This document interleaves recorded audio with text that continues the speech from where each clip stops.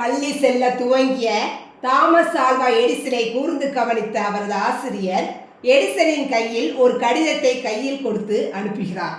இந்த கடிதத்தை நீ படிக்கக்கூடாது, உன் தாய் தான் இந்த கடிதத்தை படிக்க வேண்டும், இதனை உன் அம்மாதான் படிக்க வேண்டும் என்று சொல்லி அனுப்புகிறார். கடிதம் அவரது தாய் நான்சிக்கு கிடைக்கவே அதனை அவரது தாய் படித்துவிட்டு கதறி அழுது இருக்கிறார். உடனே எடிசன், அதில் என்ன எழுதியிருக்கு அம்மா என்று கேட்க, அதற்கு எடிசனின் தாய், உங்கள் குழந்தை அதிக அறிவாற்றலுடன் இருக்கிறான், அதற்கு தகுதியான பள்ளிக்கூடம் இது கிடையாது என்று எழுதியிருப்பதாக சொன்னார். உற்சாகமான எடிசன் துள்ளி குதித்தார். அதன் பிறகு வீட்டிலேயே எடிசனுக்கு பாடம் நடத்தப்பட்டது. தாயே ஆசிரியராக இருந்து வழிகாட்டினார். அதன் பிறகு எடிசனின் தாயார் மரணத்தை சந்தித்தார். தாயின் மரணத்திற்கு பிறகு ஒரு நாள் அவரது ரூமை சுத்தம் செய்த போது கடிதம் ஒன்று கிடைத்தது.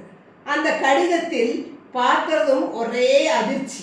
உங்கள் குழந்தை மூளை வளர்ச்சி இல்லாதவனாக தெரிகிறான், எங்களால் படிக்க வைக்க முடியாது, உங்கள் குழந்தையை நீங்கள் வீட்டிலேயே வைத்துக் கொள்ளுங்கள், பள்ளிக்கு அனுப்ப வேண்டாம், நீங்களே பார்த்து கொள்ளுங்கள் என்று எழுதியிருந்தது.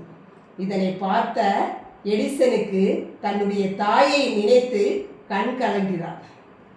எடிசன் 1300 கண்டுபிடிப்புகளுக்கு மேல் காப்புரிமை பெற்று இன்று கண்டுபிடிப்புகளின் தந்தை என்று அழைக்கப்படுகிறார்.